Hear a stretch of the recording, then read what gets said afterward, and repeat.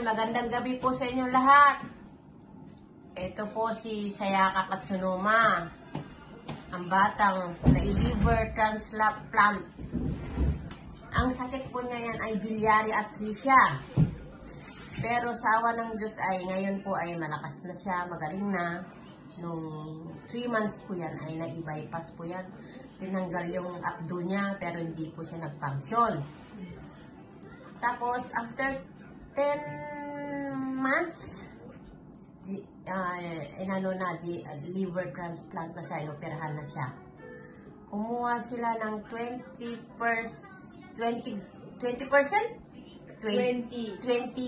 grams. 20 grams na atay ng kanyang nanay. At yun ay ilinipat sa kanya. 7-8 months sa hospital yung tumira. Kaya ako nakarating ng Japan. Yan. Ngayon, napakatigas na ng ulo. O, di ba? Ganun yun. Siya ay si Katsunuma Sayaka. Na kasing ganda ko. Di ba?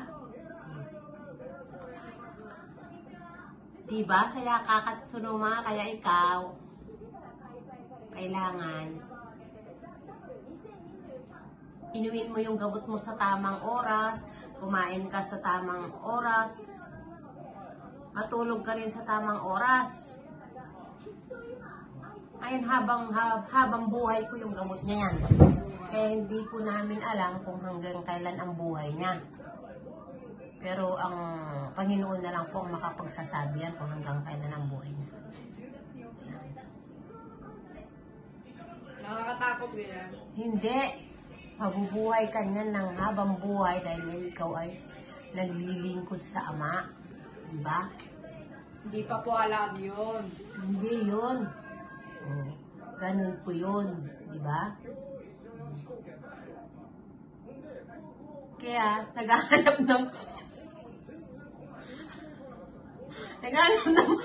naghahanap ng boyfriend. Hindi, Wala pa po. Hindi, Wala joke pa lang po, yun, wala joke lang. yun. Joke lang yun. 21. O, Sayaka, anong gusto mong mapapangasawa? Pilipino o Japanese? Ayun nga, sana ganun eh. Yung parang Japan tapos yung Filipinang half. Parang gusto ko po. Pilipino at saka ha? Japanese o half. Tap. Nang, Naked Jin. opo, ganun po. Oh. Kaya mo maghahanap tayo? Ay? Kung pure na Pilipino, gusto mo? Ay? Parang... Ay? Kagaya kay ate. Hindi po, ano, half. Half lang.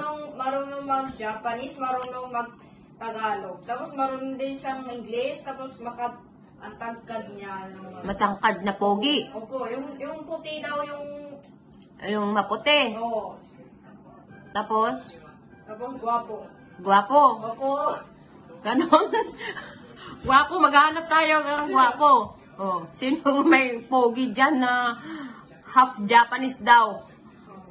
Ang hinahanap ni Katsunuma Sayaka. Oh. Eh, kung pure Japanese? Ayaw nga, parang... hindi ko din masyado eh. Anong hindi masyado? Parang sana ano eh. Pero pagka Pilipino na marunong magsalita ng Japanese, gusto mo? Yung hindi lang ano, parang... Ay, paano bang sabihin yan? Anong sabihin? Yung hindi? Yung hindi ano?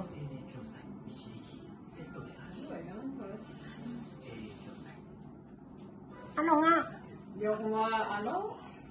Inihonggo mo. Nihonggo. Yung ano, Yung ano, hayap ko.